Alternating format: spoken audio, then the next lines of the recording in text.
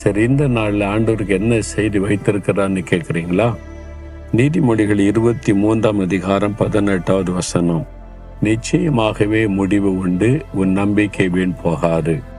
ஆண்டவர் சொல்றார், என் மகனே மகளே, நீ நம்பிக்கொண்டிருக்கிறல்ல, அது தாமதிக்குதே, நடக்குமா நடக்காதா என்னாகுமோன்னு கலங்கி கொண்டிருக்கிறல்ல, நிச்சயமாக முடிவு உண்டு, உன் நம்பிக்கை வீண் போகாது.